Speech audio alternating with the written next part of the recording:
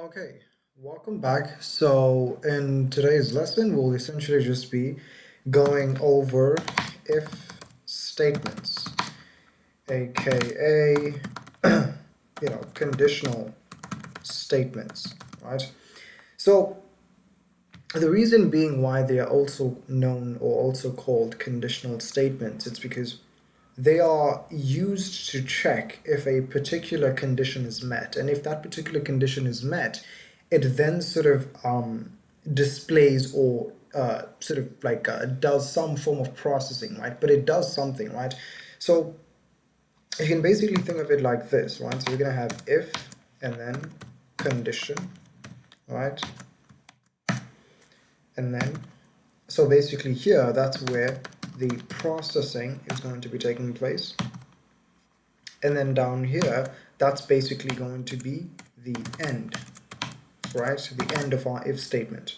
Not necessarily the end, but we've basically done all that we wanted to do. We've basically checked that the condition is either true or false, and then we've then done some processing. We've maybe say incremented a particular value if that's what we wanted to do. We've displayed a particular output, but that's basically just the architecture of if statements. You are checking to see if a particular condition is true, and then you basically do a particular process, and then we end the if statement by that line.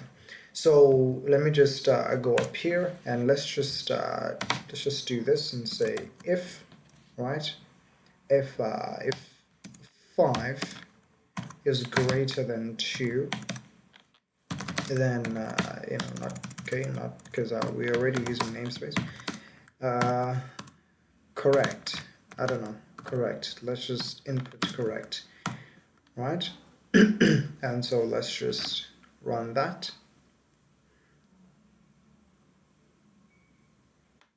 Okay, so it basically inputs correct.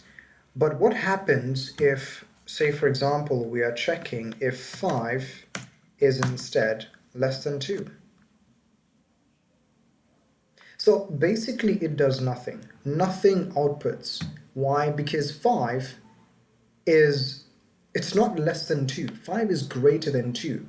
But what we've only done is we've only given the computer one option, which is you only need to display something if the condition 5 less than 2 occurs. But if the condition 5 less than 2 does not occur, then you basically need to output nothing. So what happens if we then have such a situation? We obviously need to have an alternative, and the alternative that we're going to be having is the else, right? Else, see out. I don't know, let's just incorrect. Right? And so if we run this, we are going to be getting incorrect, right? Because it went here, it basically checked, right? So we said, is 5 less than 2? 5 is not less than 2. And so then it went here and said, okay, well, we only display this.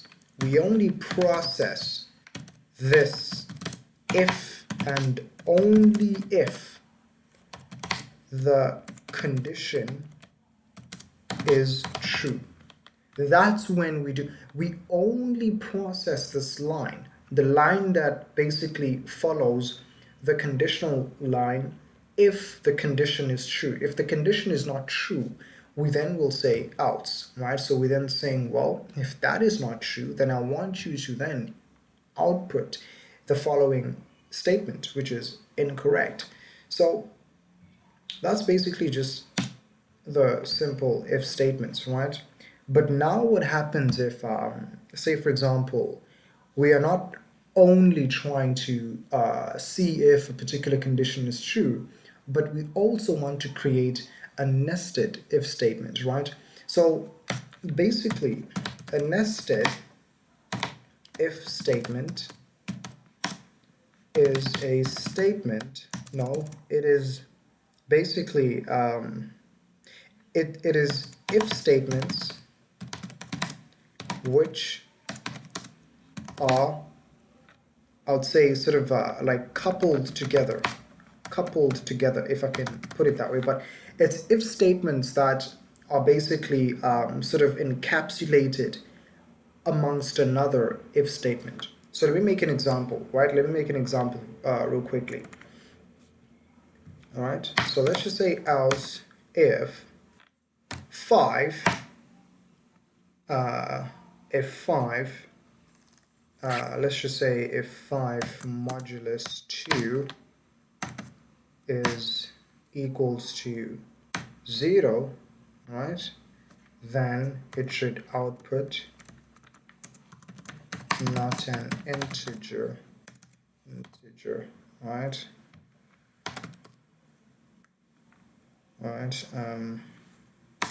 else if, say, 5, I don't know, else if 5 divided by, not divided by 2, but let's just say that if 5 multiplied by 3 is greater than, say, 10, then it should essentially basically see out, let's just say big number. It really doesn't matter what we're doing here. Let's just say big number, right? So let me just explain exactly what's happening here. So in the first statement, we're saying if 5 is less than true, then it should basically, if 5 is less than 2, then it should basically output correct. But 5 is not less than 2, 5 is greater than 2, so it'll then move on to the next line. The next line says else if 5 modulus 2, modulus essentially means remainder. If 5 modulus 2, if the remainder of 5 divided by 2 is equals to 0, then it's not an integer, sorry, it's supposed to be, it is an, not it is an integer, but it is an even number. It is an even number, right? So then you move on and say else if 5 modulus 2 is equals to 0, then we're going to see out that it is an even number. But then again, if this condition is not met, we will then move on to the next one and say, okay, well, else if 5 multiplied by 3 is greater than 10, then it should display big number. So out of these 3 conditions that we have, which one do you think is actually going to be outputted on our console, right?